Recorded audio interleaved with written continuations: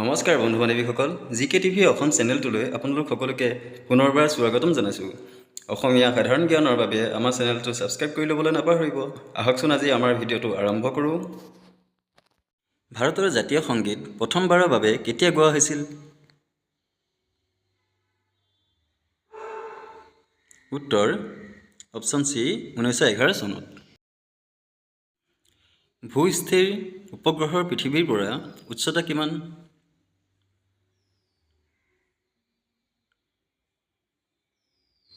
উত্তৰ option B 36,000 kilometre. ভাৰতৰ গোৱা ৰাজ্য কেতিয়া পৰ্তুগীজৰ শাসনৰ পৰা মুক্ত হৈছিল?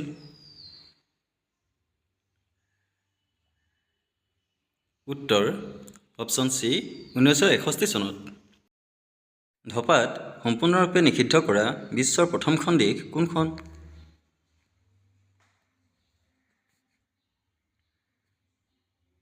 ইয়াৰ উত্তৰ হ'ব অপশ্যন ডি ভূটান। অৰ্থনীতিৰ ক্ষেত্ৰত প্ৰথম নোবেল বঁটা কেতিয়া দিয়া হৈছিল?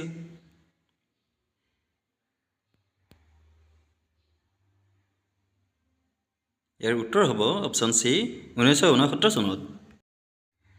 গৌতম বুদ্ধই শৰীৰৰ ত্যাগ কৰা ঘটনাক বুদ্ধ ধৰ্মত কি বুলি কোৱা হয়?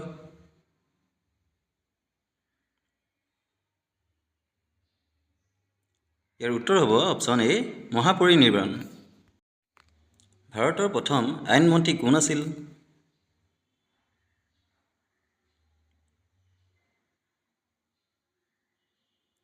ইয়াৰ উত্তৰ হ'ব option B doctor Bhimrao Ambedkar. Kathak কোন ৰাজ্যৰ নৃত্য?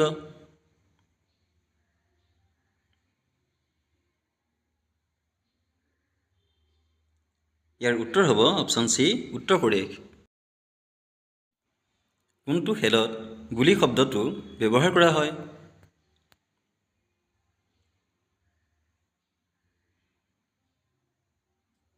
ইয়াৰ উত্তৰ হ'ব অপশ্যন চি হকী। খালসা পন্থ কোনে প্ৰতিষ্ঠা কৰিছিল?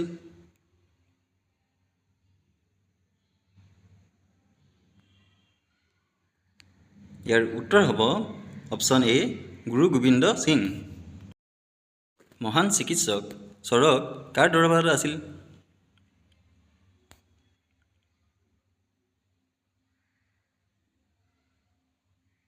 ইয়াৰ উত্তৰ হ'ব অপশ্যন বি কনিষ্ক। গৌতম বুদ্ধই মহাপৰিনিৰ্বাণ ক'ত লাভ কৰিছিল?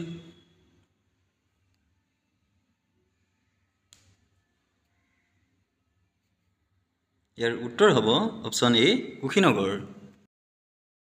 কোনটো সাংবিধানিক সংশোধনীৰ দ্বাৰা পঞ্চায়তী ৰাজ ব্যৱস্থা কাৰ্যকৰী কৰা হ'ল?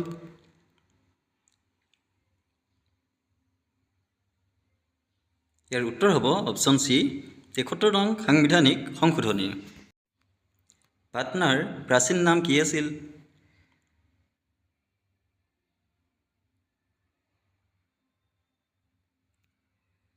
ইয়াৰ উত্তৰ হ'ব অপশ্যন এ পাটলিপুত্ৰ।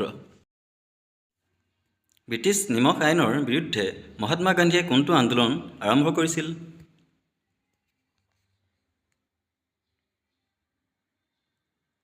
ইয়াৰ উত্তৰ হ'ব অপশ্যন এ অসহযোগ আন্দোলন। বন্ধু বান্ধৱীসকল, আপোনালোকৰ সকলোৰে ভৱিষ্যত উজ্জ্বল কামনা কৰি আজি এই ভিডিঅ'টি ইমানতে সমাপ্ত কৰিছোঁ। আপোনালোকৰ মৰম আৰু আশীষ বিচাৰি পুনৰ এটি অন্য ভিডিঅ'ত লগ পোৱাৰ প্ৰতিশ্ৰুতিৰে আজিলৈ সকলোকে জনালোঁ ধন্যবাদ।